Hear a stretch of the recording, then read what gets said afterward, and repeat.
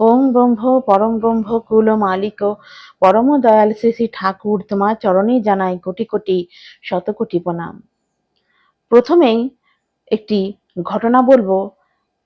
শ্রী শ্রী ঠাকুরের একটি শিক্ষণীয় ঘটনা একটি বুড়ি মাকে দিয়েছিলেন।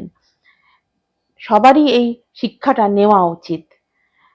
একদিন এক ভক্ত ঝুড়িতে করে কিছু আনাজপাতি নিয়ে এসেছে শ্রী শ্রী ঠাকুরের জন্য। ঝুড়িটি কাপড়ে ঢাকা। তো কেউ কিছু আনলে শ্রী শ্রী ঠাকুর কখনো দেখতে চাইতেন না, না দেখেই বলতেন শ্রী শ্রী বড়মা রান্নাঘরে দিয়ে আসতে। যাকে যেমন বলেন সে তাই করে। তাই ভক্তটিকেও শ্রী শ্রী ঠাকুর তাই বললেন যে শ্রী শ্রী বড়মার কাছে দিয়ে আসতে। তাতে ভক্তটির মন খুশি হলো না।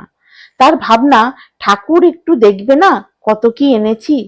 সে বলে ফেললো, আপনাকে একটু দেখিয়ে নি। তো উপস্থিত সেবকবৃন্দ একটু কড়া ভাষাতেই তাকে বললেন, ঠাকুর তো বড়মার কাছে দিয়েই আসতে বললেন, আবার দেখবার কি আছে। তো ভক্তটি অনিচ্ছা সত্ত্বেও ঝুড়ি তুলেছে এবং বড়মার ঘরের দিকে যাচ্ছে। তো শ্রী শ্রী ঠাকুর তাকে দেখে মুচকি হেসে বলল, ঢাকে ঢোলে করলে পূজা, অহংকার হয় মনে মনে, চুপি সারে করবে পূজা, জানবে না কো জগৎ জনে। এই কথাটির মধ্যে অনেক শিক্ষার ব্যাপার আছে। ভক্তটির মনের কোণে যে অহংকার জমেছিল, অহংকারের একটা কালো মেঘ জমে উঠেছিল, তা দয়াল ঠাকুরের অবিদিত ছিল না। তিনি জানতেন তার মনে এই অহংকার জন্মেছে। তাই তিনি মিষ্টি করে অমন একটা ছড়া বলে দিলেন। সে মেঘ উড়িয়ে দিয়ে তার কর্তব্য নির্দেশ করে দিলেন। অহংকারের মেঘটা তিনি উড়িয়ে দিলেন। এবার আর তার মনে দ্বিধা বা গ্লানি রইল না। সে হাসি মুখে ঝুড়িটি তুলে নিয়ে চলে গেলেন শ্রী শ্রী বড়মার রান্নাঘরের দিকে। এই ছড়াটা সত্যিই খুব সুন্দর। ঢাকে ঢোলে করলে পূজা, অহংকার হয় মনে মনে, চুপি সারে করবে পূজা, জানবে না কো জগৎ জনে। আমরা পুজো করব মনে মনে, মনটাই তো পুজো করে আসলে। লোক দেখিয়ে পুজো করাটা কিন্তু পুজো নয়, তাতে কিন্তু অহংকারটাই প্রকাশ পায়। এবারে আসবো আচার্যদেবের সুন্দর কতগুলি কথা দিয়ে শুরু করবো। আচার্যদেব বলছেন ভক্তদের,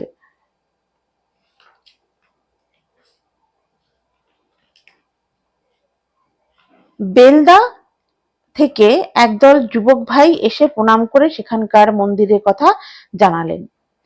তাদের ব্যক্তিগত সংসার জীবনে সুখ স্বাচ্ছন্দ্যের জন্য পূজ্যপাদ শ্রী আচার্যদেবের কাছে আশীর্বাদ প্রার্থনা করলেন। আচার্যদেব বললেন, সুন্দরভাবে ঠাকুরের পূজা করতে। বিভিন্ন লোকে বিভিন্নভাবে বলবে, তাতে বিব্রত হবে না। আমার মনে আছে বেলদায় একবার বৃষ্টি ভরা দিনে 900-র মতো দীক্ষা হয়েছিল। তোমরা সবসময় মনে ভাববে ওখানকার মানুষের কাজ করার একটা আলাদা উৎসাহ আছে। তোমরা সবাই সেই উৎসাহটার একটা অংশ। কিন্তু গল্পটা অন্য জায়গায়। গল্পটা হচ্ছে, হঠাৎ করে হাওয়াই বাজি যেমন ওড়ে, এরকম করে আকাশে উড়লাম, তারপর নিচে পড়ে গেলাম। উৎসাহটা যেন এরকম না হয়ে দাঁড়ায়। আমরা কি নির্বাপিত হয়ে যাব? না, যেরকম করে প্রদীপ টিমটিম করে জ্বলে থেকেও সমস্ত রাত জুড়ে ঘরে থাকার অন্ধকারটাকে দূরে করে, তেমন হয়ে উঠব। হাওয়াই আলো বেশি, কিন্তু সারা রাত জ্বলবার মতো দাহ্য বস্তু তার নেই। হাওয়াইয়ের আলোটা বেশি হয়, কিন্তু তার মধ্যে দাহ্য বস্তুটা বেশি থাকে না। মুহূর্তেই উঠবে, মুহূর্তেই নিভে যাবে। তাই আবেগটা ইষ্ট স্বার্থ প্রতিষ্ঠার জন্য যদি থাকে, একটু একটু করে ধীরে ধীরে সে জ্বলতেই থাকবে। হঠাৎ আবেগ হলো, হঠাৎ জ্বলে উঠলাম, হঠাৎ নিভে গেলাম, এরকম যদি গল্পটা হয়, তাহলে ঠাকুরের কাজ হবে না। যারা এসছিল যুবকবৃন্দ, তাদের মধ্যে একজন জানালেন, আজ্ঞে, সংসারের সব কাজ সামলেও আমরা যতটুকু পারি ঠাকুরের কাজই করি। পূজ্যপাদ আচার্যদেব বললেন, আমরা সংসারে যখন থাকি, ঘর সংসার সব নিয়েই একটা আবদ্ধতার মধ্যে পড়ে যাই। যেমন আমার যা উপার্জন পরিবারের জন্য, সেটাই তাদের খাদ্য সংগ্রহের উপায়। তাই আমার জীবনের সিংহভাগটাই সেই কাজ ব্যয় হতে থাকে। আর এইভাবেই নিজের অজান্তে একটু একটু করে আমি একটা উপার্জনের যন্ত্রে পরিণত হয়ে গেলাম।